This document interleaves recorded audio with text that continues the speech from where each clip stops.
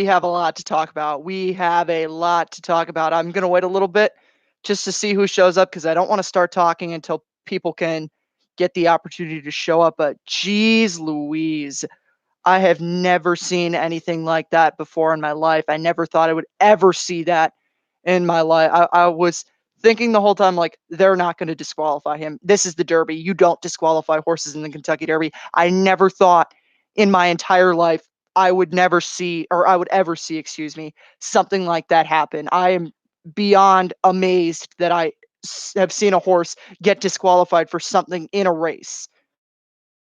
Absolutely unbelievable. And as someone, I don't consider myself an expert on horse racing. You might say that I am. You may say that I'm not. You may say I'm a complete idiot. And believe me, let me tell you, I get a ton of hate mail. I tweeted right after the Kentucky Derby. I'm like, bring on the hate. Because Maximum Security took it wire to wire. But did he? No, he didn't, said the Kentucky stewards. Maximum Security, the wire-to-wire winner of the Kentucky Derby, was disqualified for a foul that happened in the race. Now, let me just let that sink in for a second. A horse in the Kentucky Derby was disqualified. I never thought that I would ever see a horse disqualified. I thought that the most that it would ever go to was Dancer's Image getting disqualified in 68. For having that illegal drug in his system. But it definitely is far more than just that. Just answering a bunch of text messages from people who were asking me, like, what just happened? Or because really, that's what I was thinking the whole time. What just happened?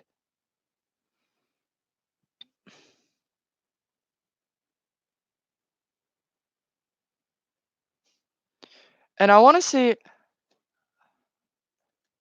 who. No one looks like they're. I know there's some people here, but I don't want to get too much into this because I know there are some people who I did tell I was going to be on, and I want to see if they eventually get on here. But that was something that I never thought I would ever see. But I will say, someone said yesterday after Max, okay, here we go. Kirk is here. Max deserved the DQ. I will get into that, no doubt. But we will be talking. I'm okay with going as late as we need to because I don't have any set time that I need to cut the stream tonight. We can go all night if you want to, and I can give you everything that I have to say about this. First of all, I do want to mention a little bit about the undercards just to kill a little bit more time and give more people a chance to show up. We will talk a lot about Maximum Security, though. We'll be talking about this for the next 2 weeks. We will not be able to. We're going to beat this topic to death on Racing Rundown. But I did want to talk a little bit about the undercards. Instagram, I don't know what was wrong with him. Instagram, maybe he's just not that good of a horse. Maybe he kind of has the jaywalk thing where he looked really good, and there's just a bunch of horses that are better than him. And then also my lock of the day, Bricks and Mortar won the Old Forester Turf Classic, which that should not be a surprise to anyone. Bricks and Mortar was the best horse in that field, so much better. It didn't matter that he waited right until the end, but I do want to get to Kirk's first point of Maximum Security deserved the DQ. And I will say, and this is a very controversial opinion, that yes, Country House, take my horse to the place. How are you guys doing? Max took the race to them. Tacitus got a terrible trip. Yeah, Tacitus did get a terrible trip. I will say, and this is a very, very, very unpopular opinion because I know a lot of people, obviously Maximum Security was the favorite. A lot of people had him. I will say I did have the horse to show Country House. I did have Country House to show. So the disqualification didn't affect me at all. I still would have gotten something out of Country House showing, but who will win the Preakness? I will get to the I don't want to talk about the Preakness right now because we're going to be beating this topic to death. I do want to get in depth right now with this. And I will say there's two. We all know this in every sport. I don't know if you guys are fans. I'm just a sports guy in general. Racing Rundown is I talk about this. I have Racing Rundown, but I like all sports. There's two types of officiating in sports. I'm also a referee, so I know that I've never repped in any games that have any huge significance, but I know that there are two types of ways to ref. There's regular season refing and there's playoff refing. And playoff refing, you let a lot of stuff go. Regular season refing, it's usually all by the books, blah, blah, blah, blah, blah. Regular season, you let them play. And usually in these big races, there's two types of stewarding, if we want to call it that. There's regular stewarding and there's actual steward, or there's by the book stewarding. And usually by the book stewarding is something that happens during your normal, like your allowance races, your mating claiming races, your whatever, your run of the mill everyday horse races. And disqualifications in these big Kentucky derbies, whatever's, they don't happen. Obviously, there had only been one horse that had been disqualified, and it was disqualified for a non-horse or a non-racing thing. Sorry, my cat's just biting something. Stop. Sorry about that. That was probably a little bit loud, but there's two types of. Hang on, I gotta take this away from him.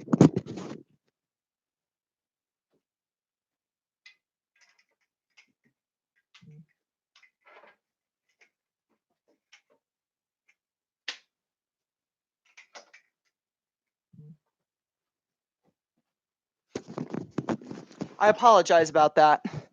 Um, there's two types of stewarding. So I said this, and Bill Mott said this, and Bill Mott is a very smart guy, so I respect Bill Mott a lot. Uh, if Tyler objected, I would have been fine, but Flavian had no business doing it. I will say there was an objection initially, but I believe in the whole tumultuousy of the coverage, I think they did say that there was a steward's inquiry that was posted. So Flavian initially put the objection on it, but I think the stewards went to an inquiry because they realized it was something more than you see this a lot. This happened in the Haskell Stakes with Exaggerator and the second place horse, ironically also owned by Gary and Mary West. I bet the wrong Mott horse. Yeah, you did bet the wrong Mott horse. I bet the right Mott horse, but uh, ironically, again, Gary and Mary West. I forget who was on American Anthem that day, but I think it was Rafael Bejarano. But Rafi had Rafi had a second place finish. Kent DeSormo won the race fair and square on Exaggerator. There was a little bit of a question mark, and in $1 million race, you'd take a shot. There was a difference in that between the jockey. This is the Kentucky Derby. Let me take my shot. Hang on a second.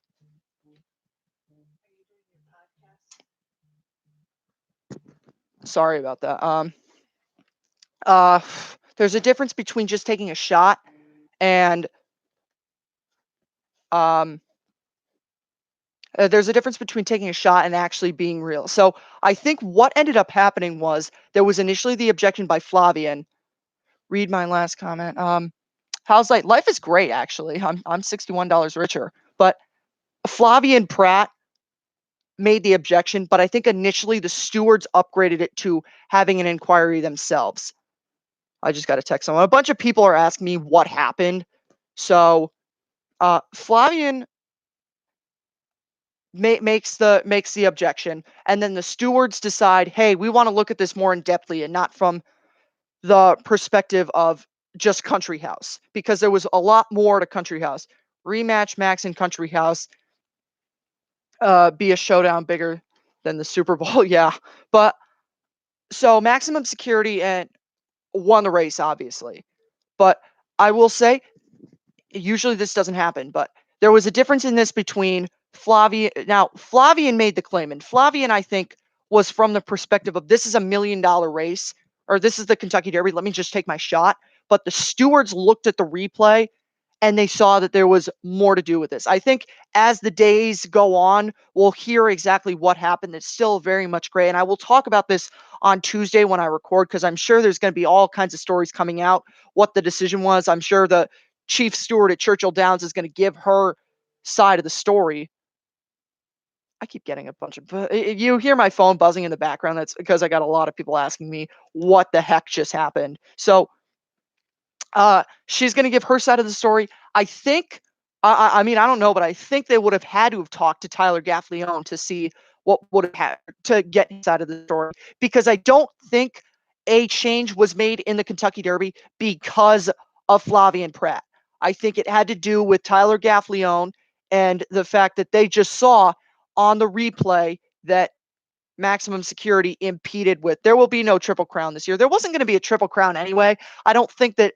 I think this was too talented of a field that one horse was not going to sweep through all the horses. But we will definitely get to that and so much more. I don't care. I can go with you guys for 3 hours. Obviously, was going to take it down, but many. But I will say. So now I want to get to the actual incident of what happened at the top of the stretch. Maximum security, and he got spooked by the crowd. Yes, we had this big controversy in the Breeders' Classic a few years ago with Byron. I talked about Byron last night, how I think he's an all or nothing horse and everything. They didn't want to take down Byron. I don't care why they didn't want to why the conspiracy theories of how a Euro ran second and if California Chrome had run second or whatever. That I think that's just a bunch of hooey. I think they thought Breeders' Cup that year, Shared Belief ran second. There's no way he can win the race. If Shared Belief had run second in that Breeders' Cup Classic, Byron comes down. But Shared Belief ran fourth. There was no way he was going to win. So they left Byron up because they didn't want to deal with it. That's my opinion on the 2014 Breeders' Cup. But if you look at it and you're looking at it from the letter of the law, it was the right call.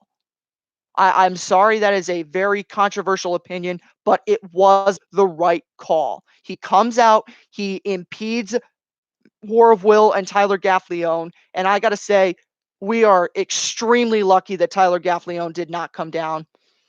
I'm kind of excited to see the Preakness and Belmont have two new winners. Seems interesting. Yeah, I think the Triple Crown this year is going to be a lot more interesting. Did you forget he was slammed into by horses, so that's why he was disqualified? He was slamming. I think you meant to say he was slamming into other horses. Yeah, so he comes out right in front of Tyler Gaffalione. They don't clip heel. Thank God I didn't bet Max. What a heartbreak for Gary. Yeah, I will touch on all of that as we go through the hour, but I want to finish with this point of Tyler Gaffalione comes out, or Tyler Gaffalione's horse, War of Will, is bothered. Thank God, and I forget who said this. I think it was either Richard Migliori or Jeremy Ballin or someone. Someone said this on Twitter, and before we get into all the controversy about everything, and us in the industry, because all the blowhard people on the outside can say all they want about how maximum security got robbed and everything, but we in the industry should say, I feel the wrong decision was made. They made okay. The 2018 Cotillion, that was a bunch of hooey. That was a hooey race. There was no reason. That's a hooey disqualification. The Kentucky Derby, there was actually a foul committed. It's just this had never been applied in the Derby before. But maximum security comes out. Thank God he doesn't clip heels. If they clip heels, War of Will goes down in front of horses. I don't even want to think about what that would have looked like. Probably the closest there's ever been to a really catastrophic incident in the Kentucky Derby. I know 8 Bells. I know there's been fatalities, especially 8 Bells is the one that comes to mind, but there has not been anything like that ever in the Kentucky Derby. And thank God it didn't happen. Always happens in USA racing. Knew it was going to happen tonight. Hope English bookmakers feel generous as I will get even. Just dust off to have a good evening. Yeah, you had game winner, I had game winner. We'll talk again. We'll talk about all the implications of the race and everything. I never thought I would see a horse get disqualified because I always thought I sent in Bob Mueller. Yeah, let's call in Bob Mueller to do a 2-year investigation on the Kentucky stewards, but at least the old Oaks fall happened at the beginning. Yeah. And someone said this yesterday. They're like, bet the stewards wouldn't do that if Jaywalk had won the race. I think now this shows us that the Kentucky stewards are not afraid to disqualify horses if there was a violation. And yes, there was a violation. Now, obviously, War of Will could not have been the winner. Now, I said if this was any other race, it wouldn't have been I don't know exactly how long the photo was. It was something like 18. I'm just going to round it up and say it was a 20-minute debate. If this was any more insignificant, if it was like not a graded stakes race, he would have come down maybe in a minute. If this was a graded stakes race, like just your general graded stakes race, maybe a 5-minute debate. If this is a grade one race, probably the same amount of time. If it's a triple crown, I think if it's any triple crown race, probably lasts that distance. But I think, or that time, I think he comes down in every single race. So he comes down in a Breeders' Cup race, he comes down in a Preakness, he comes down in a Belmont, whatever. Because they have shown in the Breeders' Cup that they're not afraid to disqualify winners. Two winners in the Breeders' Cup have been disqualified. You had a Travers winner. Was there a Travers winner disqualified? Yeah, no, you had two Travers winners. Blank. I was thinking more recently, but you've had Travers winners in 77 and 78 be disqualified. Country House will be fifth on a dry track. Listen, Country House, he ran a very good race to run second, but that's what I wanted to get this whole spiel out. Now I will go back up to the top. I just scrolled up to the top. I have been not ignoring comments. I've seen all of them. I just wanted to get that out. There was a violation. I never thought that it would be a plot because you always think this is the Kentucky Derby, unless it's like super flagrant, then you're going to leave the results the same. If War of Will had finished second, there would be no debate. But War of Will, he made one run and then he flattened out. But the right call was made. So now I want to get to Tacitus got a tear. I already talked about that. Who will win the Preakness? At this point, I don't know. I got to see who's going to run in the Preakness. We don't know what's going to happen. It's too, at this point, I don't want to say it's, excuse me, I don't want to say anything right now because I have no idea. I have no idea who the horses are. Uh, I will get to that once we find out who's running in the Preakness. I like another Twist of Fate and Always Mining, though. I think they are intriguing horses at this point. Hundreds of views just talking.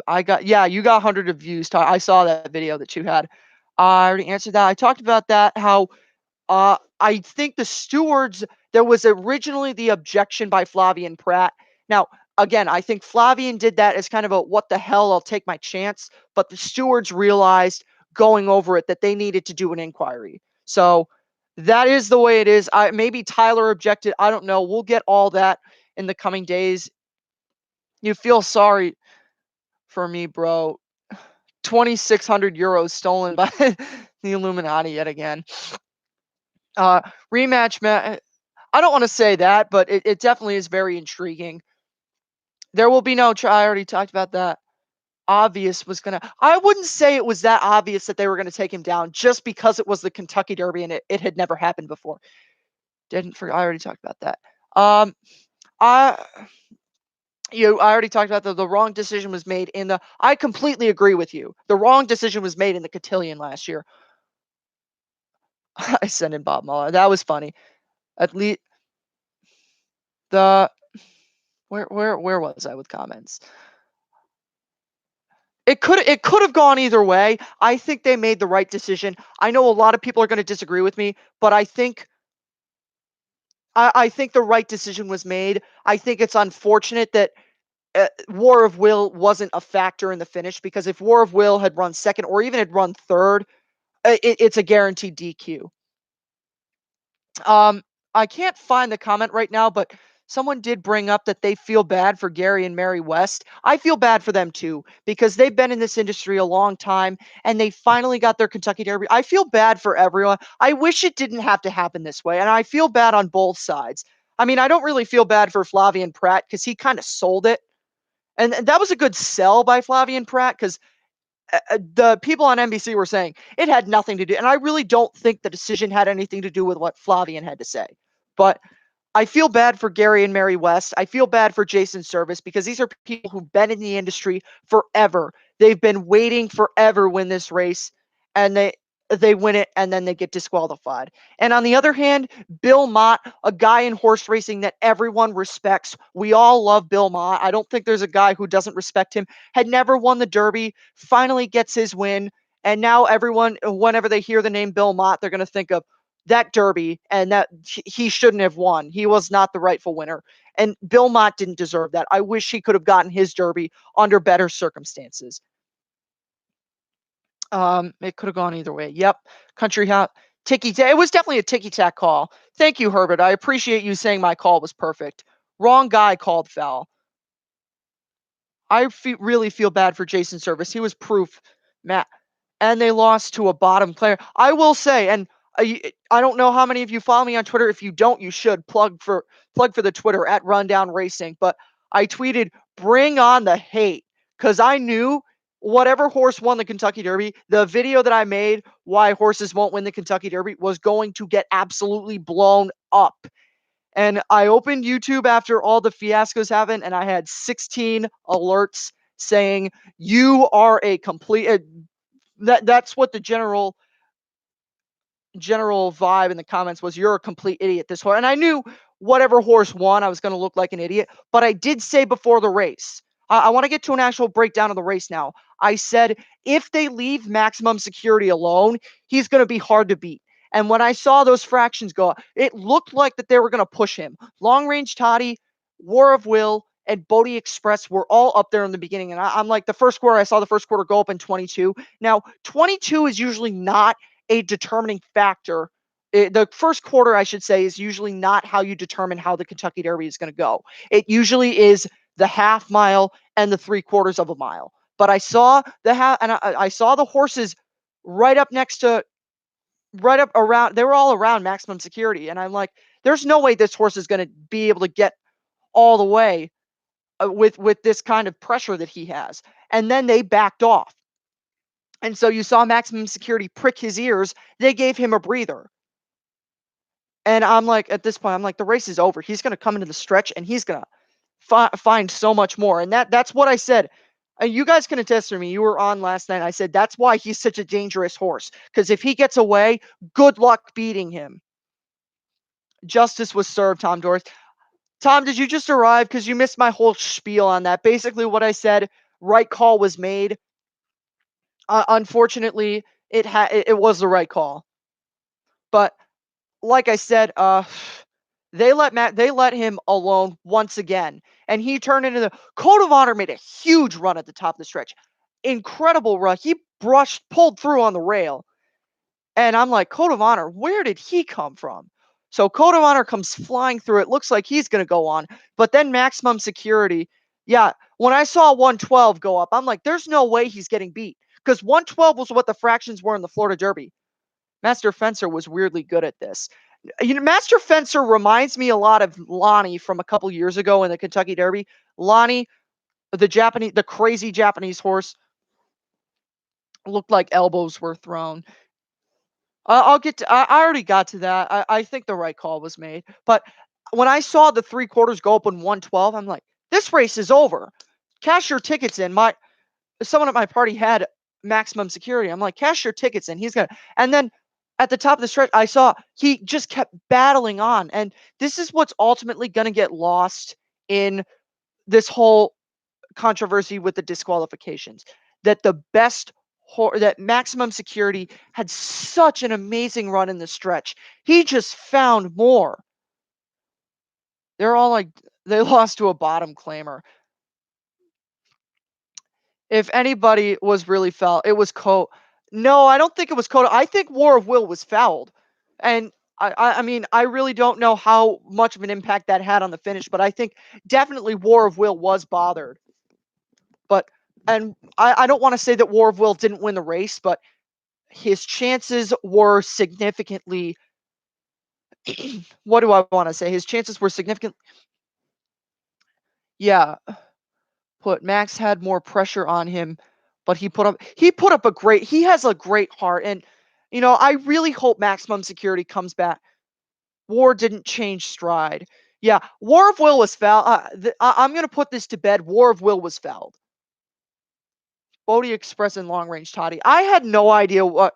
Yeah, War of Will kind of went in there like a wrecking ball, and you've seen a lot in the Kentucky Derby before. Someone brought this up, and I went through and I liked a bunch of tweets, and I don't want to pull my phone out and go fiddle back through all of them because I want to get to my points. But someone said Bill Shoemaker caused a lot of havoc in 1986. He didn't. I don't think he caused the havoc that War of Will or that Maximum Security did.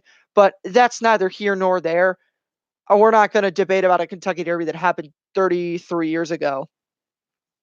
But definitely, what I would say about the race is Maximum Security what's going to get lost is how great of a race he ran. And Larry Coleman said it. I believe the call was something like maximum security just keeps on going, and that's what it. That's what I think that was really amazing. That maximum security was so he was so game in that race, and it's like they kept trying him and trying him and trying him, and he was like, "You're just not going to get by me." That was the definition of a horse saying, "You're not going to get by me." And Country House had every opportunity to run by him in the stretch, but Maximum Security opened up and he won the race initially, and then they took him down. Dry track whole outcome. Yeah, you can say that in a lot of time, and maybe the wet track had something to do with maximum security being able to carry it on the lead. We said this coming into the race that Churchill Downs has the ability to carry a winner on the lead when it's a wet track. But I don't know. I think maximum security is a nice horse with a lot of heart. Him necessarily being a claimer, I don't think it's that bad. Because charismatic was a claimer, flip the switch.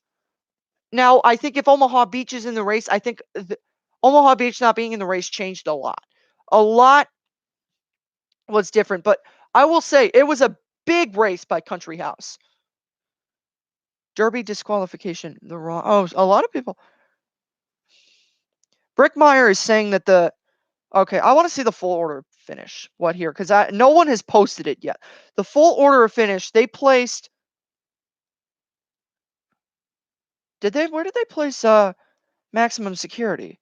They placed maximum sec. Why did they place him 17th? Omaha, you think Omaha Beach would have dominated? I think Omaha Beach would have run a big race. That really makes no sense why they placed maximum security 17th. But I gotta say, and I really hope that they leave Luis Saez on the horse because I think this is going to be the biggest revenge story if maximum security. And I will root for Max. I do not think that it's because he caused long range toddy interference. Oh yeah, right, right. Thank you for bringing that up. Because he did cause a lot of havoc. I didn't even think about that. 17th, geez, 17th.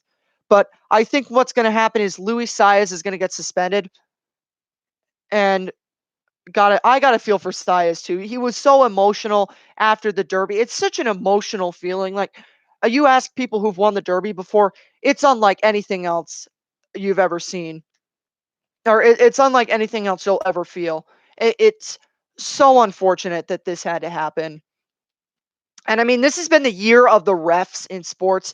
Obviously, you had the big deal with New Orleans, and one of the sports radio show hosts was like, I feel for Chiefs, Saints, and maximum security fans. But in all seriousness, like, it really is too bad for Luis Saez. He's going to get suspended, and he really, you saw him during he started to come out during the stretch, and you saw Luis Saez go right handed the whole time to keep maximum security out of the path of war of will. These are unpredictable animals. And unfortunately, again, that Luis Saez said he just got spooked by the crowd. And yes, that probably did happen. But unfortunately, by the letter of the law, he was the horse. None of the triple crown, none of the triple crown races should be run on slop. I don't want to get into that discussion. I think it is what it is, but again, I feel for Luis Saez. I really hope Maximum Security comes back and wins a race because this was, the other thing that's becoming more. Do you think Maximum Security will try the Preakness? I see no reason why he tries the Preakness. The one thing though, owners, I don't know how loyal Gary and Mary West are going to be to Luis Saez because you remember back in 1957 when Bill Shoemaker was on Gallant Man. And anyone here ever go to the IRS? The length of the inquiry was too long. In all sports, they should set a limit, say 90 seconds. If they can't change it, IRS window, that is. I think that in a race, you should be allowed to decide. Just give them the time to make the right call. If it's the right call, then it's the right call. But I will say that was that's the longest photo for win or that's the longest inquiry I've ever seen. Stewards should have as much time as they need. Yeah, that's what I think. Is he's not considered undefeated. He's considered I mean, he's not considered undefeated officially. A lot of people are going to put an asterisk next to that 17th and say he won. But the point that I wanted to get back to when the sun was setting, when Bill Shoemaker mistook the 16th pole for the wire on Gallant Man and he was suspended for that, Gallant Man could have run in the Preakness and probably wins the Preakness if he runs in it. A lot of people say Gallant Man is one of the best horses to never win an Eclipse Award, never win a Triple Crown. But if Gallant Man would have won the Derby had Bill Shoemaker not done that. But Bill Shoemaker was suspended by the stewards for mistaking the 16th pole for the wire. Again, I think that that's a very hokey suspension, but that's what happened. So the owner opted not to run Gallant Man in the Preakness, and so they just went to the Belmont. So if Luis Saez gets suspended, I don't know how long the suspension is going to be. I don't know how loyal Gary and Mary West are going to be. I would love to see Maximum Security try the Preakness, but I don't know. I really don't know. Winnings over 600 have to be reported to the IRS. Yeah, no, definitely. That is true. So if you hit the trifecta, you're losing a portion of that to income tax. They should wait for Belmont and pull a Gallant Man. You see, the thing of it is though, I don't necessarily like I don't want to say that. I don't think that Maximum Security is tailor made for the Belmont Stakes. I think there's a lot of closers in the Belmont Stakes that are tailor made for it. But your final order of finish was Country House, Code of Honor, and Tacitus. But oh, Mandela's planning returns for Omaha Beach. I want to see what Mandela's saying. Uh,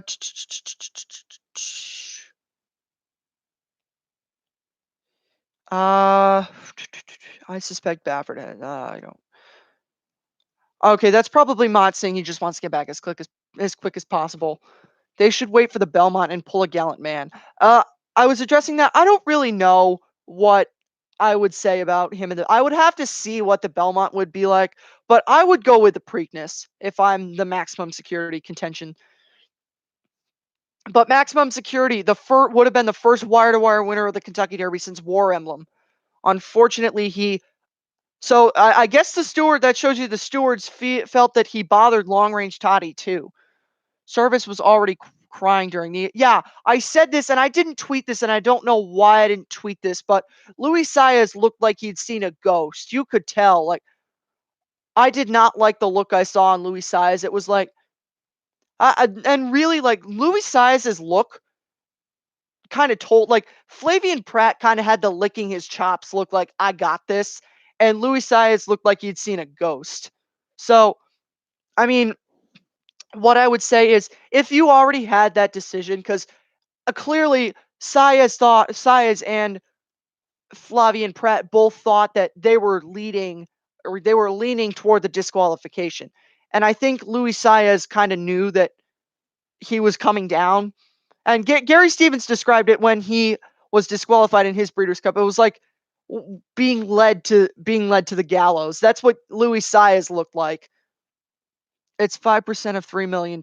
Look for Luis Saez. I don't think Luis Saez cares about the money. Now, this is something that my uncle said. My uncle thinks that this is going to ruin the reputation of Luis Saez. I don't really think so.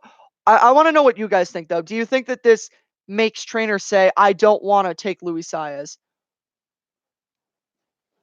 Game on, dude. No, the longest inquiry was the 2007. No, it was the 2011 big cap that Game on, dude was in. That was the one. And killed my place in show too. Been betting favorites to play since American Pharoah. And that also, Maximum Security winning. Luis Saez, I think he should be okay too. My uncle is kind of a bit of a pessimist right now because he's upset with the results of his race. He had Maximum Security. I had Country House. Just want to say, you did say, you hear me say that last night, that I like Country House as a value play. I played him to show. So I $5 to show, $61 out of that. But you guys were talking. Yes, it was the big cap that Game On Dude was involved in.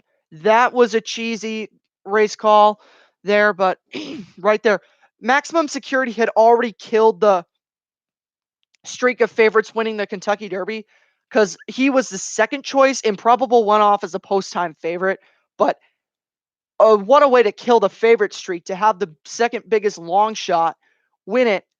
And if a jockey doesn't ride well for Baffert, they know they're on the shit list. Yeah, who didn't ride well for Baffert? I think Game Winner kind of got screwed. Anything was of it. Yeah, there were a lot of value plays in this race. It was a very wide open Kentucky Derby. There were a lot of odds that I liked. I liked 6-1 from a. Congrats, thank you, thank you. I've been joking. My birthday's tomorrow, so I'm like, I got an early birthday present from the Kentucky Stewards. Okay, I just heard that long range Toddy's objecting. Yeah, so I'm not sure. I heard them say this on NBC that I think there was the possibility of there were the multiple objections because there's not a limit to how many objections can be placed on the race, but there were the multiple objections, and then there was, I think the stewards ultimately upgraded it to an inquiry. You just heard that, yeah. So long range Toddy places the objection. Country House and Flavian Pratt places the objection. Flavian, I think, was just placing the objection to take a shot at it. Long range Toddy, the objection was rightfully there. Long range Toddy almost went down. War of Will almost went down. A lot of stuff goes down in the Kentucky Derby, but I think looking at it this way, there were some horses Game Winner didn't have a pace to run into. Where were the trendy upset picks that I said I don't like? By my standards, win, win, win, not a factor. I did say that.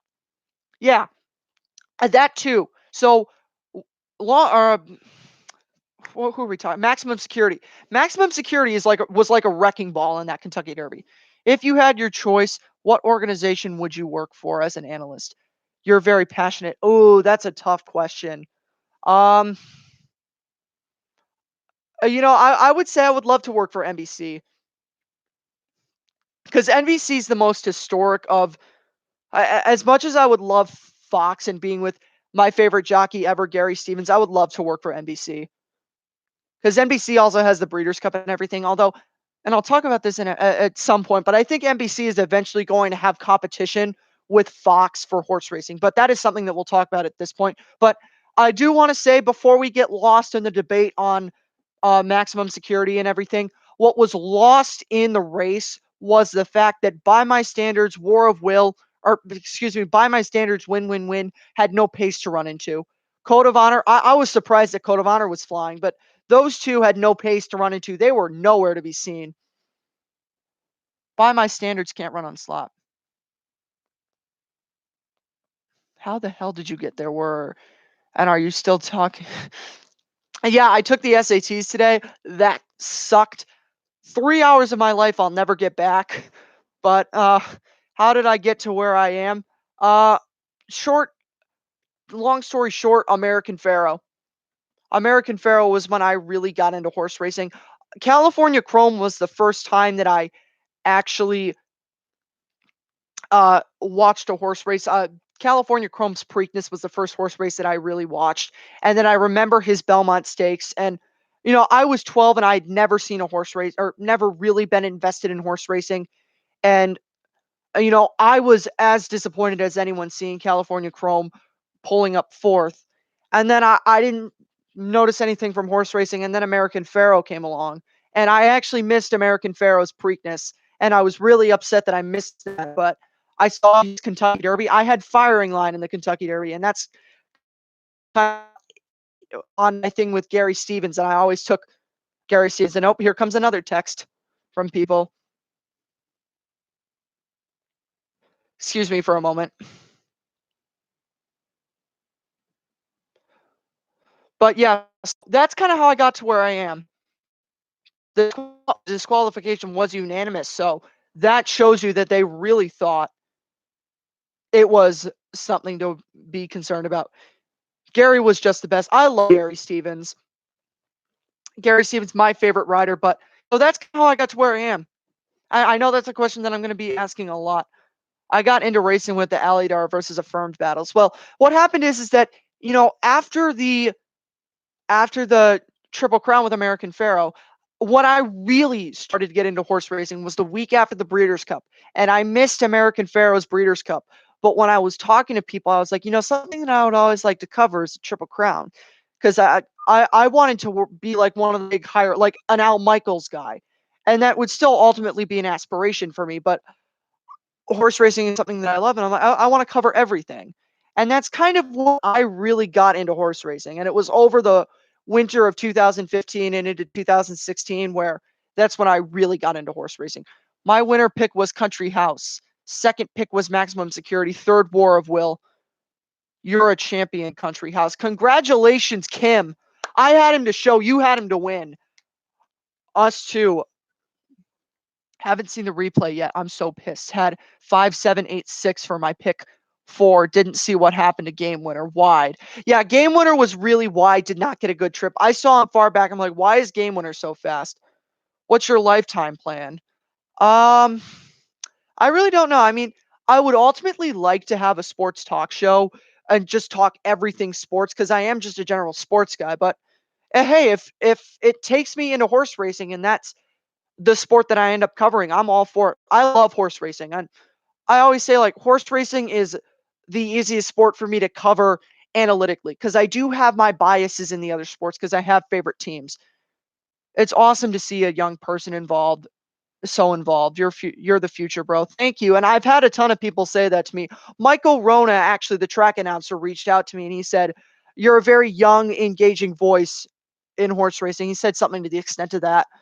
But I appreciate all you said. And lost in all this, last time I checked, I'm 12 subscribers away from 1,000. So I just want to have the sentimental moment right now. I'm gonna open it up, and I've broken 1,000. But my channel, right now I'm 6 away from 1,000. And I just want to say it's so humbling. It's such a humbling experience to have all you people not only just listening, because like I said, I'm just a guy from Connecticut who has a dead end horse racing podcast. But it's so humbling to have all you people tuning into me, taking what I say seriously. And it's just that I never thought I would get to this height with Racing Rundown. I thought like when my crappy video that I made on love the way you do this year's love the way you did this year's Kentucky Derby videos. Great job. And I thank you for that. And I'm really disappointed. My computer crashed while I was recording, so I could not get the last part of why horses won't win the Kentucky Derby out. I will try to recover my files and I will get that out for posterity's sake. But I did tweet out the reasons why I didn't think the rest of the horses were going to win. But back to that for a minute. I mean, when I had 100 views on my video about the horse of the year debate, I thought that was like that's as great as you could get. Like that, I'm like, this is as great as I'm gonna get. And Tacitus is the video that made me. Tacitus is the video that got me on the map. I've been into horse racing since the DRF was 10, 15 cents. Wow, that's a long time ago. I'm not going to ask you how long that was. I appreciate you being there for all of us. Thanks for the info. I really appreciate you. And, it doesn't, but like I've had all the stuff come in about people. That stuff doesn't phase me. Do you think Dancer's Image deserved the disqualification? No, I do not. I'm one of the conspiracy theorists and I don't know if you guys know the story, but his owner had given money to just to end the sentimental talk. I really appreciate all the traffic on my videos. And when I break 1,000, I will definitely do some kind of appreciation for you guys. I have no idea what I'm going to do yet, but would love to see an interview with you and John White at Santa Anita. Who's John? I'm going to sound like an idiot. Who's John White? Just keep punching. Stream till 1K. I'm literally going to stream. I will be on all night. I'm okay with going all night. If you guys are good with all night, I'm fine. But I want to get back to that. I'm not sure if you know the conspiracy theory story. The owner of Dancer's Image, and I wrote an article in the newspaper for my high school about the Kentucky Derby, and I was talking about how Dancer's Image was disqualified in 1968. He tested positive for the drug, which is now legal. I think, and there are many people who agree with me with this, that that was fixed. I think that dancers, yes, he tested positive for it, but I think that he was tainted with. So, excuse me, by the letter of the law, yes. Dancer's image had an illegal drug in him. He was disqualified. Right decision. But I think he was set up, and I think ultimately Dancer's image won the Kentucky Derby. John White was a commentator on what used to be HRTV. The one thing you need to understand better is pace. Yeah, I know. And that's why I say I'm not an expert because I'm still I have not been like some of you guys been involved in horse racing since the DRF was 15 cents. I've been involved in horse racing since the 37-year Triple Crown drought was ended. He was the morning line at Santa Anita. But again, I really appreciate all of you. And I know there's some stuff that I need to. I'm not perfect, and by no means do I say I'm perfect. Yeah, but I don't want to like say that I'm the ultimate authority on horse racing right now. I, I mean, I know more than probably any other person that I know. Because I mean, I nailed a bunch of things yesterday, minus newspaper of record. We're not going to talk about newspaper of record, by the way. My lock for today won.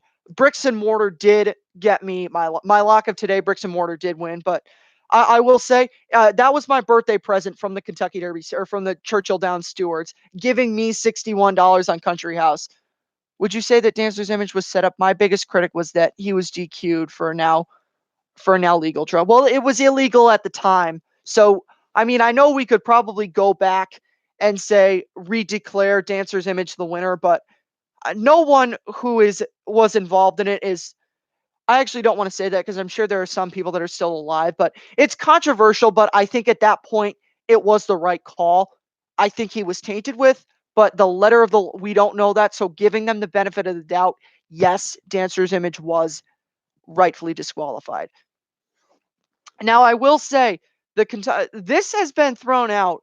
This was thrown out, but 2003 was also a very controversial Kentucky Derby, and I want to ask you guys what your opinion on that was. Do you think that uh, Jose Santos was blanking on his name for a second? Do you think Jose Santos had a battery operated device in his right hand in the final yards of the Kentucky Derby? I say no, but there's always going to be that picture always exists. So you can never be 100% sure.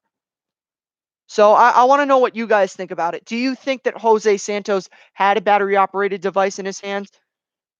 Dancer's image, that was forever ago. Hey, listen, that's what I was saying. Like, I remember in 2016 being like, yeah, Zenyatta was only 5 years ago. And now Zenyatta's like, we're coming up on the 10-year anniversary of Zenyatta's unbelievable win in the Breeders' Cup Classic. At the time, no. I think you're saying at the time the drug was legal, so the DQ was justified.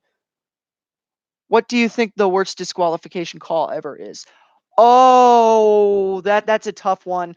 I don't want to say something because I mean, from what I've seen, my experience of horse racing and looking back on it, I don't really think of anything particularly infamous from the past that comes to mind. I would honestly have to say the probably the cotillion from last year, because I think that was a very hooey disqualification. I think that Gary Stevens disqualification. Now, I might be a little biased because I love Gary Stevens, but I might.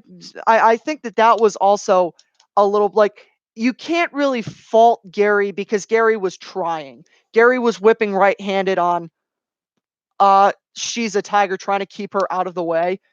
My favorite still is Buck Passer. What do you think about him?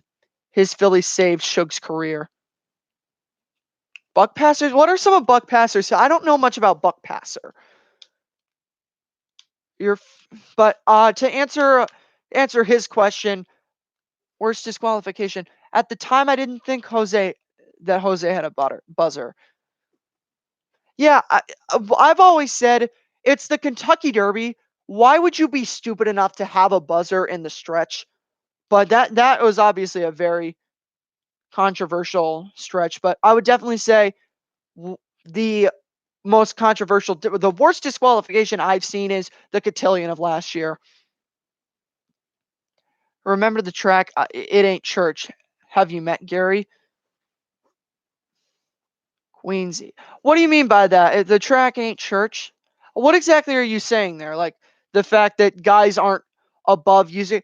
I mean, I'm not going to say that it doesn't happen, but it happens in every, like, there's always going to be cheating in sports. Like, do you think that baseball pitchers don't have pine tar? Come on. They always have something. It's just if you get caught with it.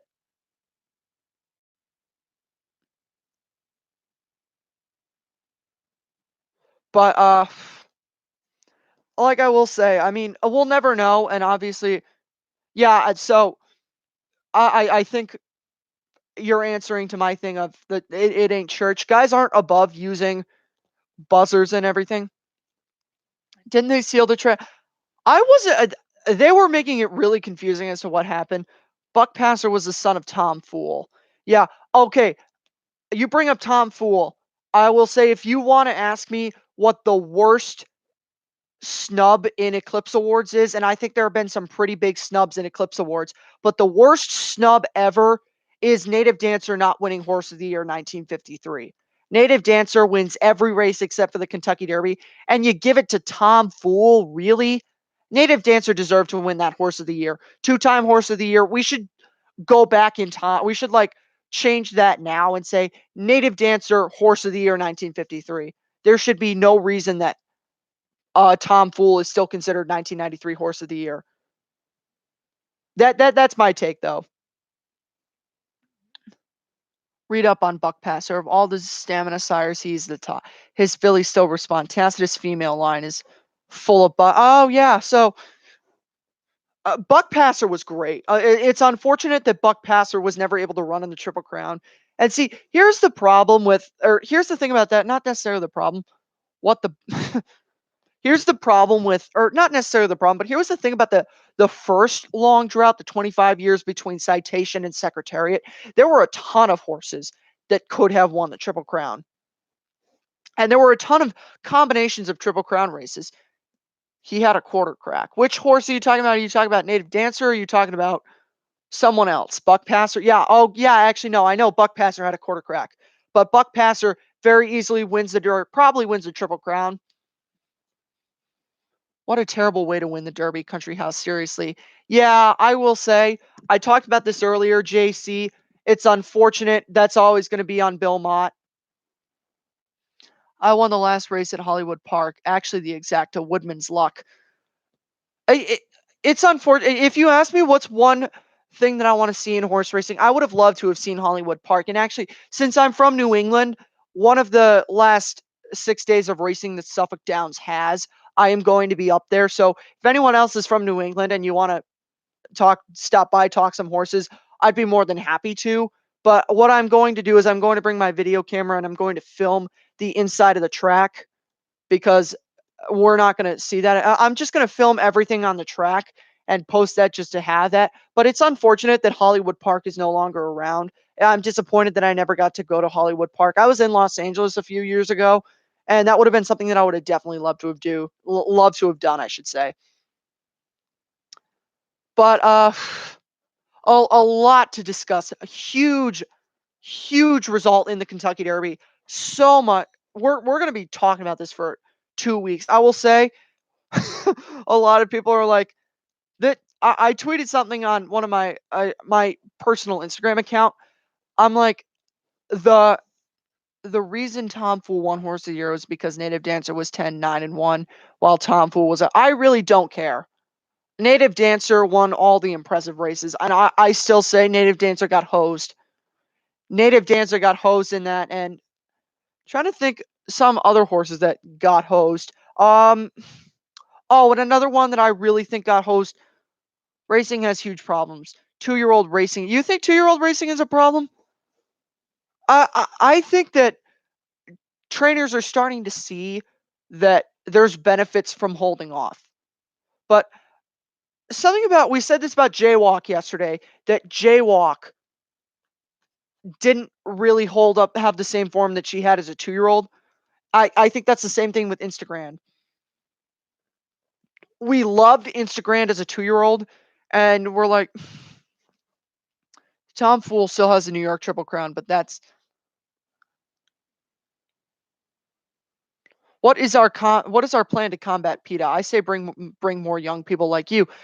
Our plan to combat PETA is get rid of drugs and horse racing and actually market the sport to people. Because here's the thing that, and I wanted to eventually, PETA is PETA turned them into bread. That's funny. What my take on PETA is? PETA, they're a good organization. I definitely think there is some there should definitely be organizations there is with there is with PETA, because there's definitely types of animal rights abuse. And they didn't bring up anything about horse racing being cruel today. I was waiting to go in the comments. They blocked me on Racing Rundown and they blocked me on my personal Twitter. So someone else let me sign into their Twitter for them so I could go after PETA today. But I've been blocked on 2 accounts by PETA, 2 Instagram accounts and 2 Twitter accounts. So someone else let me sign in and I was ready to go after PETA. And really the only thing that they were going after is the fact that horses are ending up going to slaughterhouses, which that's awful. You're too kind. They want to ban horse racing. Yes, I know they want to ban horse racing, but I would say, and a lot of people were like, horse races are workhorses, not pets. But see, here's the one thing about PETA, and I saw this. I'm actually gonna find because I want to reference this. There was there was one organization in particular that was like they were deliberately giving out false information, and it was this rescue place from Southern California. And I'm sliding back up into my DMs to see if I could find this.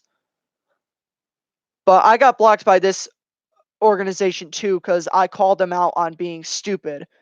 And no, I can't see it. PETA is about politics, yes. But here's the thing about PETA. PETA is some of their things are good, and they should definitely raise awareness about horses going to slaughterhouses, because race horses should never end up in slaughterhouses, especially American racehorses. So bringing up that is a good thing, and they needed to bring that up to open up the racing industry's eyes to it. So that I would say that is something that they're good for. Now, again, like we can't ignore PETA, but what I said and I made my video on the issues at Santa Anita. I said what happened is they're coming up with this false information that sounds like it sounds true. It sounds like it's true, and it really is not true at all. But PETA is hot garbage. We need more responsible organization. But this is something that Nick Luck was talking about. Nick Luck, and you'd have to go way back into Twitter, is a not non-McGurran injuries. But you can find the records, and you hear hundreds of horses die every year. That sounds bad. Like that was a New York Times headline at one point. Hundreds of horses dying on racetracks. That sounds bad until you look into the numbers. And I did the numbers on this, and I don't remember them off the top of my head, but it was something like 99% of horses that ran, and there were like I think a total of something like I can't remember these numbers now, and it's really bothering me that I can't remember them, but it was something like 99% of horses come back, and they deliberately create false information. Horses are legally livestock. We can't give them any leverage or power. You can have your opinion on that. 100% of racehorses die. Technically, that's true. Okay, you can have your points on that. I disagree. Rose Hill Farm LLC, good to see you. Yes, I agree with you. The right call was made. But what I will say is just going back to the PETA thing for a moment. Unfortunately, they are a thing. Sounds like a bullshit, but good headline. Unfortunately, there's something that you're going to have to worry about, and they want the industry to go away. But the thing of it is, though, and tracks have invited PETA into them to say, hey, you want to see what we're really like? Because PETA knows that what they're saying is false. They're trying to spread an agenda. And so they're going to spin stuff to fit their narrative. So the horse racing industry needs to show people what it's like on the backside. And they need to show up at trainers' barns randomly and say, all right, we're going to document what horse racing is like. And they need to also get in cahoots with the big networks and get it on more. You are right on PETA. It's something that's there. You're not going to get rid of it. They're going to be there, so you discredit them. Every time they say something, you put out actual statistics. Someone said this, and we should all agree with this 100%. We want horse deaths on the racetrack to be as rare as Triple Crown race winners, or as Triple Crown winners, I should say. Horse racing will never, yes, and I agree 100% with Rose Farm LLC. All the doom and gloom people who were talking about how horse racing is going to go away, no, this was not greyhound racing. This is horse racing. You know how much money horse racing brings in? Greyhound racing went away because there was not enough money coming in, or there was not enough money coming in that you could support going. They need drugs to run. Yeah, claim horses kind of need drugs to run. And it's unfortunate because you always have the surplus horses. And you can say, well, let's only have the high level races. But you have 22,000, there were 22,000 horses born in 2016. You have 20,000 plus horses born every year. A human being has a harder life than most horses. I will say that, yes.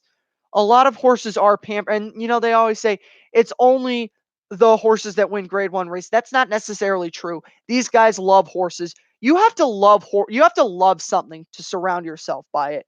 You can't, cuz if you're not like it's easy for guys like Bob Baffert to do it cuz they make a lot of money, but if you're like these low-level trainers that have a lot of claimers and everything, you're doing it for the love of the sport because there's a lot easier professions to have than being a horse trainer. And guys do it for the love of the animals. And that's what I think. You can't say, like, you could say, like, for these guys like Baffert, Lucas, Pletcher, name all the big name trainers. It's easy for them to do it because they make a lot of money. Yes, that may or may not be the case with them, but with these low level trainers at tracks that there's tons of trainers that we've probably never even heard of or that are nobody trainers. They do it because they love horses. And that's ultimately what the industry is. And I will always disagree with people who say that it's about the money. It's not about the money. It's about they love horses. And we in the industry, we love our horses. People who have horses, it's like the horses are like kids. So, but the difference ultimately is because horse racing has so much money comes in. And I don't care that there's not a lot of crowds. No, no new comments there. I don't care that there's a lot of crowds, not a lot of people in the crowds. There is so much money brought in from horse racing. Did you break down the race? Who besides War of Will was affected by maximum security? All right. Now that I made that point, I will go back because there are some people who missed my initial analysis. Maximum security was placed 17th, ultimately because of interfering with long range Toddy, who finished 16th, War of Will, Bodie Express. Those were the three horses that we know right now he interfered with. I admire the hell out of you. Gotta go now. Bye. Thank you for stopping by, Bill. I really appreciate it. Again, like if the DMs are open, if you guys have any questions you want to ask me, Twitter, Instagram, YouTube, whatever, feel free, DM me, shoot me a comment, whatever. I do read every comment. I don't respond to all of them because I don't want to give people power who think that they're the ultimate authority on horse racing. But I really appreciate your support, Bill. But those were the three horses that were bothered. I don't think Country House was bothered. Country House was also bothered, but I don't think Country House was bothered to the extent of the other three. Have you ever been to Santa Anita? No, unfortunately, I have not. When I was in Los Angeles a few years ago, 2016, it was I was not there in Los Angeles when they were racing. I hope, and this is just something that I'm looking into. I've actually been to the area of Del Mar. I haven't been to the actual track. That's a beautiful area. I would love to live in that area. Del Mar is such a nice racetrack, but I'm hoping I may be out in California for Christmas, so possibly I could go to opening day at Santa Anita. If I do go there, I will definitely be sure to make a lot of stuff from there. Again, obviously, like I will let you guys know. I think I am going to be at the Belmont Stakes. So opening day at Del Mar special. I think I am going to be at the Belmont Stakes this year. It's not for certain. I haven't bought tickets yet, but that's looking like it's possibly going to happen. If you want to meet up anywhere and talk to me about racing, shoot the breeze, I'm all for that. But I'm looking into the possibility of going to Santa Anita. So far, the tracks I've been to are Saratoga, Pimlico, Belmont, Del Mar, Woodbine, and Royal Ascot. You've been to Royal Ascot? That's really. I would love to go to Royal Ascot.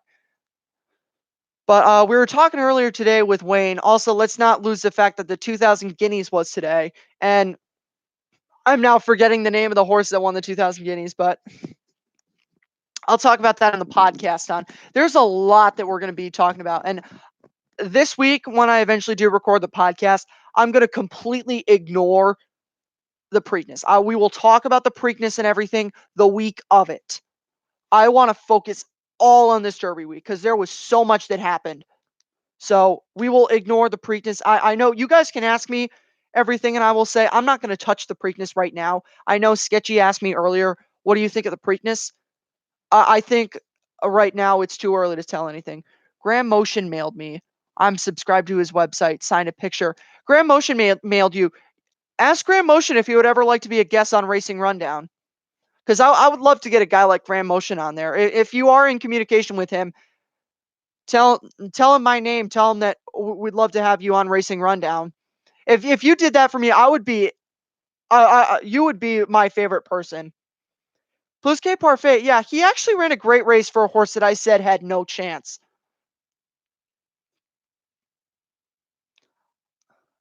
I would also love to be on the horse racing. That's something that I could look into, but again, like I will definitely look in. I'm looking for stuff to do over the summer. But if you did that for me, like if you got me in contact with Graham Ocean, I would be forever grateful.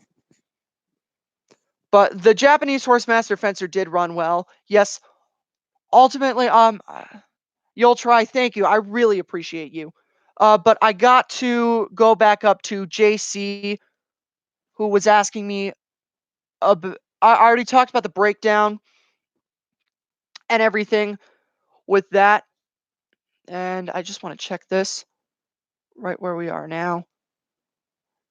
We got one more, so we're 5 away. We're 5 away from 1,000.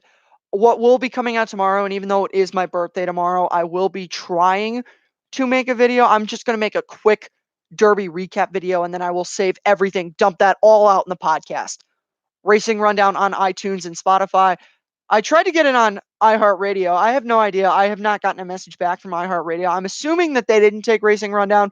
So if you guys want to, go blow up iHeartRadio and tell them to allow me on their website. Whatever. I got my allowance back for my hoster, so I will be able to have a full, probably around half-hour video, the Racing Rundown podcast. We got a lot to talk about, but if they had gone any faster, Master. Oh yeah, no, definitely. Lisa, I talked about this before you show. I don't know how long you've been on here, but I talked about this. If they had gone faster, it would have been a lot better for certain horses. But there's just so much. There's so much to talk about. I never thought I would ever see a disqualification in the Kentucky Derby, and I know the quality is going to be terrible on this, but I'll pull it up on my iPad and just show you guys the finish of the race. I mean, obviously we've all seen it, but you know what? Let's pull it up. 2019 Kentucky Derby ends with historic controversial finish.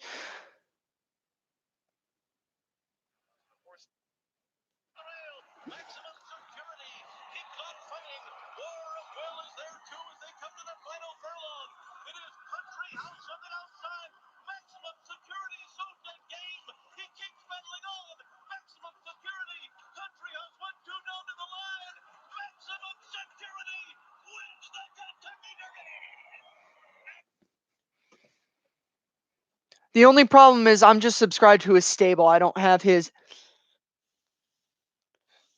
That's fine. I mean, I'm sure like you can shoot DMs to him and everything. would like to see more marathon races like the Arc de Triomphe in France here on the turf. Yeah, our turf game is not as good as it is in Europe. Um, do you look at Horse Racing Nation? Yes, I do look at Horse Racing Nation. That's where I get a lot of my information from. I love those guys.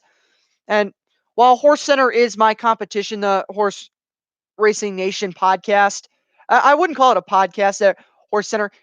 While that is my competition, it is a very quality, well put together program by Brian Zipsey and Matt Shipman. And I mean, obviously, you stay watching me, but you definitely go give that a follow. Subscribe to those guys. Those guys are very knowledgeable, and I can't wait to see what they're going to say about this. But whew, look at Fencer. Yeah, best dirt horse in Japan. Definitely the best dirt horse in Japan. They were probably really psyched about him being so close in it. But I mean, what can you say? I mean, I'm still kind of in shock that that happened. That there was a disqualification in the Kentucky Derby.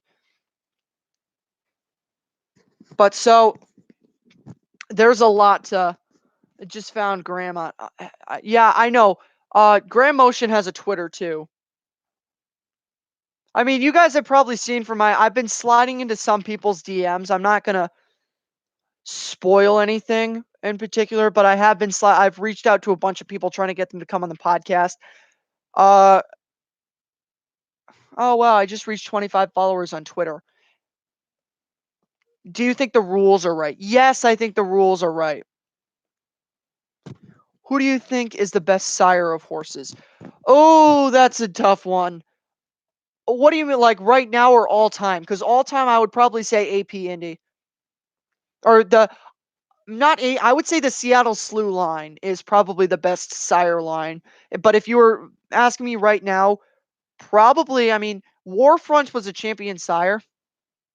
I'm based in the UK, and I think the rules are spot on. Right now, I'd say Warfront. I mean, War of Will ran a very good Kentucky Derby for all the stuff that he had to overcome. And I think War of Will was bothered to a certain extent. And I think maybe if War of Will doesn't get bulldozed in the stretch, then maybe War of Will runs a little bit better. But Warfront definitely a quality sire. I think I would say Warfront, but all time I think the Seattle Slew line is the best line. Excuse me. Um, yeah. Once again, they start. Well, someone I commented on PETA calling someone in it, so they're coming up. Just DM'd him on Instagram. Hope for a bit of luck. I've currently only met the guy once at Woodbine. Maybe he would remember you. I mean, that's something I would love to. I'm not going to spoil how many DMs I've slid into, but I've slid into a lot of DMs trying to get guys to come on Racing Rundown. And I mean, I understand it's going to take time because Racing Rundown is not obviously mainstream yet, although we're about to hit 1,000 subscribers. At this point, we're 5 away. But I mean, just the success that I've had already. And oh, someone just unsubscribed. So I also talked to Mark Cassie, but that's about it. Where are you meeting all these trainers? And please tell me where so I can talk to these people in person. but where please tell me where to meet these people. Woodbine race. Yeah. Woodbine is a very nice racetrack and eventually Oh, you've been to the Queen's Plate. Excuse me for just excuse me for just 1 second.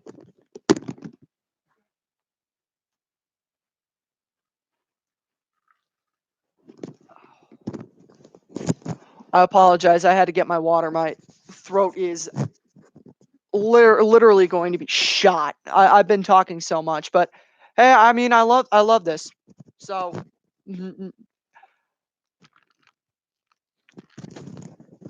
not anything that I don't mind. But I mean, Racing Rundown. As Racing Rundown gets, do you yell at horses on the rail to push your horse? I actually When I was at Churchill Downs this summer, I was not yelling per se, but I can definitely say I was yelling, "Country House, get home, get home, get home," because I did not have him to win, but I had him to show, and you better believe I wanted him to show. Would you back maximum security in the Preakness? Yes and no.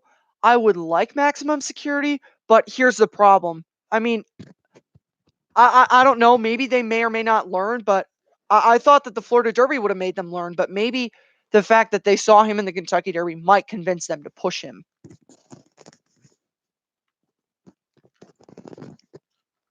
But I would definitely take maximum security serious coming into the Preakness. Now, what I will do for you guys is I'll take a look at the 20 horses in the Derby, and I can tell you who I think is going to be back, or the 20 horses from the Derby, and who I think is going to come back, and who I think is not going to come back. Um, on the far turn, before I do that, I just want to read what is coming out now. Maximum Security ran. Your wife hit Shackelford in the Florida Derby. Good for her. Shackelford was a decent horse. What else could this do? Beside the best option of leaving Maximum Security on. It's fine. But see, here's the thing. Like, they're arguing about finding the jockey and everything. I really don't think. I'm just reading this. I just skimmed that really quickly. I really don't think that there's much that. I don't want to hold this against Louis Size, and Louis Size is probably going to get hit with a nasty fine and a suspension. But I really don't know what he could have done. Because he said, and I believe him, that the horse got spooked by the crowd. And I really don't know what you can do. I think the Preakness will be a full field of 14 too. I think a lot of people are going to say long shot Derby winner. I think we got a chance to beat him. Because it was, and there's these long shot Derby winners have never gone on to win a Preakness. Mind that Bird did not win a Preakness, or I shouldn't say that. These super hyper long shots. Charismatic won the Preakness, but I think what trainers and guys are going to say is we have a shot to beat the big long shot. But taking a look at the horses in the Kentucky Derby, I think the Preakness will be a full field of 14 too. You already got 2 horses, so only at the most 12 horses come back from the Derby. Another no, not another twist of fate. Omaha Beach will not be ready in time for the Preakness, unfortunately, so we will not see Omaha Beach.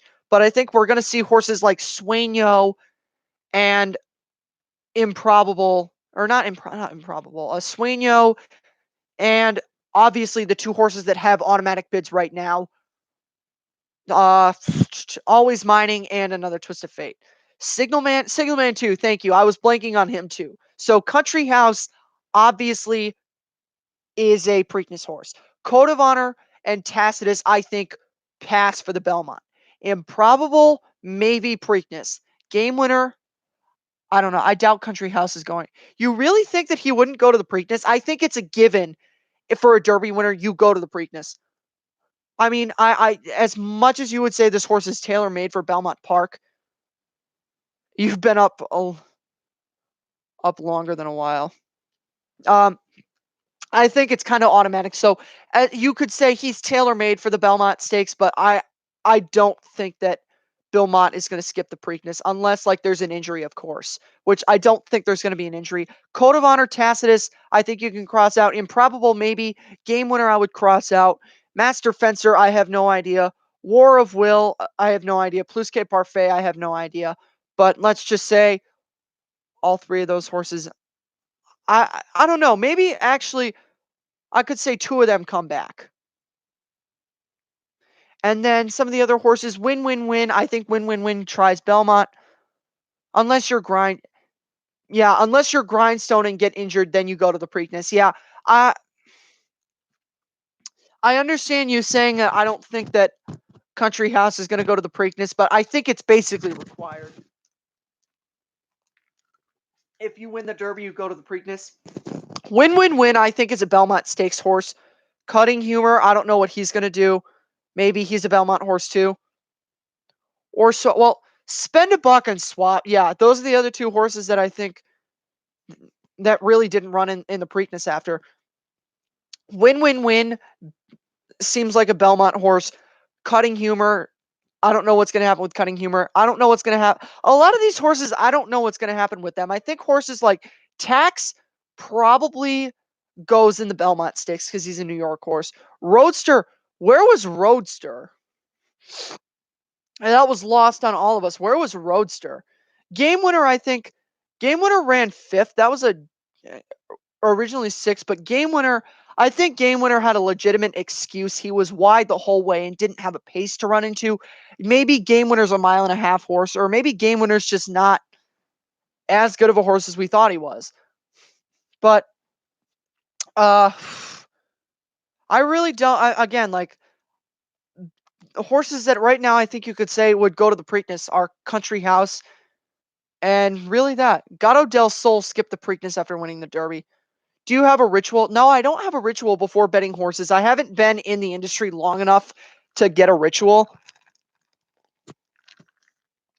I think maybe at some point I may, but I haven't been in the industry long enough to have a ritual before I bet horses. Uh, and also, Gray Magician, I said this, and I don't think I might have actually said this in the earlier live stream. Gray Magician, the odds on him had no business being higher than Plus K Parfait. I didn't like Plus K Parfait. I did not like Gray Magician at all. I thought the odds were super, super high for him. They should have been much lower. He should have been at least 50, 60, maybe. I would go even longer shots, 70 to 1. He had no business being that high in the Kentucky Derby. And it showed. He ran last. Bad horse in this country goes to Dubai, runs second, had no business running in the Kentucky Derby. But really, that's what my opinions are about the race. No, I don't have a ritual before betting races, but going into the Preakness, taking a look into it, I think right now the only horses that I would say guarantee I would say are in the Preakness, I would say Maximum Security's in the Preakness. I would go Maximum Security, Country House. I think Improbable goes to the Preakness because Improbable was the best of the Baffert horses. And then I think Game Winner, Tacitus, the New York horses, Tacitus. Code of Honor seems like a horse that's tailor made for Belmont Park. Now, you also got to take into consideration Belmont Park. What's coming up next weekend? It's a race that has produced Belmont Stakes winners before. Are you going to handicap? Oh, yes, you better believe I'm handicapping the Breeders' Cup. I cannot wait for this Breeders' Cup because I wasn't the 2018 Breeders' Cup is quite the way that horse racing was for me is that it kind of before I started racing rundown, it kind of went in dry spells for me. Like I would get into I would get into horse racing right after the Breeders' Cup and then that would last all the way through the winter and then into the Triple Crown. And then after the Triple Crown, my interest would kind of fizzle a little bit. And then not fizzle, but I would not pay as much attention to it. Then the Breeders' Cup comes around. I get back into it and I'm like, I love horse racing again. And not that never ever stopped loving it, but really got into horse racing. And then that would last through the winter. Then Triple Crown comes.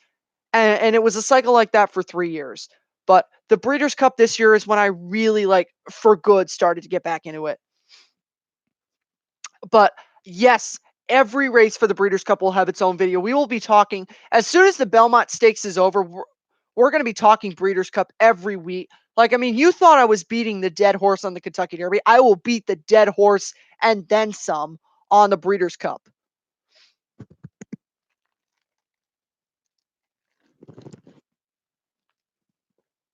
But I would say at this point, a race that has proved to or has produced a number of Belmont Stakes winners actually is the Peter Pan Stakes.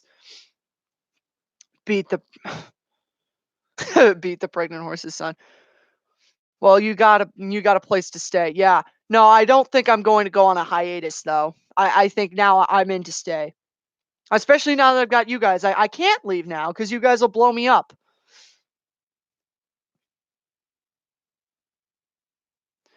Sorry, I just texted someone you want to.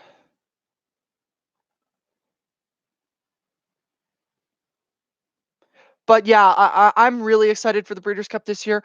While you got stuck like horses melted hoof. You're making a lot of good analogies, I will say. I like your analogies. But uh, basically, the point I wanted to get back to, the Peter Pan, Bourbon War is running in that. And I think Bourbon War is a absolute definition of a Belmont Park horse. So I think Tacitus, Code of Honor, and Bourbon War, those are three horses that are Belmont horses. I think Code of Honor, or not, excuse me, Code of Honor. I think, who are you talking to? Me and my dark horse jokes. Um, you just kind of threw me off right there. Always Mining and Another Twist of Fate, two horses that you really should take seriously going into the Preakness. Tacitus, Code of Honor, and Bourbon War are horses that I think you should look into going into the Belmont Stakes. I think Bourbon War has a real shot to be a real legit news shooter. And that's really what I have to say about it. We'll talk a lot more over the coming weeks. I got to go because my throat is about to explode. I appreciate you guys coming out and spending the time with me. We'll give one more final check before we go. I will see you all on Tuesday. I will have a video out tomorrow for the Kentucky Derby recap. What do you think about the future Lasix regulations and future stakes races? I think eventually Lasix is completely phased out. Omaha Beach, when do I think he will be back? New Shooter will win the Yes, New Shooter will win the Belmont Stakes. I will make that bold prediction right now. New Shooter wins the Belmont Stakes. What New Shooter? I think it's Bourbon War. You might have your own New Shooter. Bourbon War wins the Belmont Stakes for me. Lasix, I think eventually will be phased out completely. That's my take on Lasix. When do you think Omaha Beach will be back? Last question by Tyler Calwood. Omaha Beach, Dick Mandela said they're looking for races after the Triple Crown. So Omaha Beach will miss the Triple Crown. What do you think about the weather we're having? Weather we're having sucks. Can you see you soon? Can't wait for my shot in the podcast. Yeah, that's coming eventually. Weather we're having sucks. Will Baffert have a hangover? Yes, I don't think Baffert's going to win a Triple Crown race this year. I do want to answer this guy's question though. Dick Mandela said they're probably looking Haskell, Travers, or they're looking races like the Haskell and the Travers, and the possibility of, if they need more time, they'll run him in the Allen H. Jerkins. So that's what we say about that. And also, B. Wayne Hughes bought the breeding rights to him. So B. Wayne Hughes kept Beholder around for 4 years. So I think we'll get some actual racing out of him and not just an Arkansas Derby win. So that's it for me. I'll see you guys tomorrow in that very quick video that I'm going to make just recapping the race. And then I will see you on Tuesday for a very, very loaded episode of the Racing Rundown podcast. Watch out for Lucas. I don't think so. Have a good day. And I'm sorry for you guys who had maximum security. I feel really bad for you, but I had Country House $61 richer. I'll see you guys tomorrow and on Tuesday.